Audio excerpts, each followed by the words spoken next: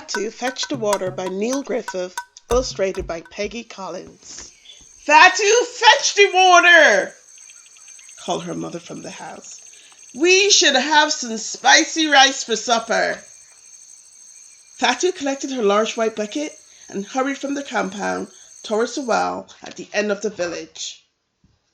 Fatou, called Mrs. Bojan from beneath the shade of a tall mango tree. I am so glad to have seen you.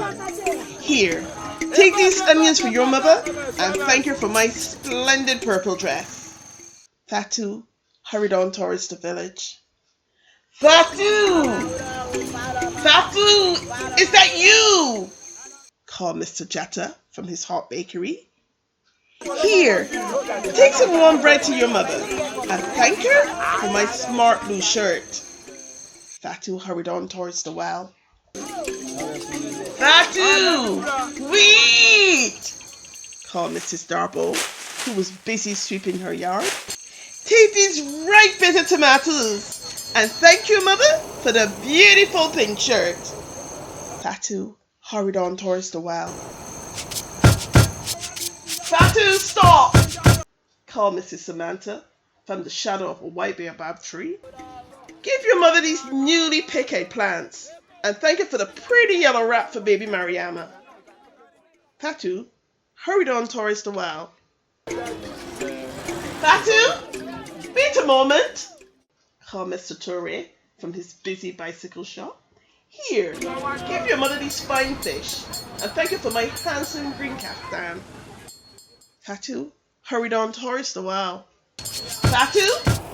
Fatou, come here quickly, called Mrs. Jama from her colourful market stall. Here, take these molasses and ask your mother to make me a red school uniform for Omar.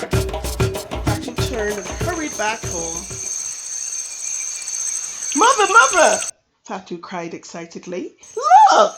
I have onions for Mrs. Bojan, bread for Mr. Jatta, bitter tomatoes for Mrs. Darbo, eggplants for Mrs. Samantha, fish for Mr. Toure, and Mrs. Jama wants a new red school uniform for Omar.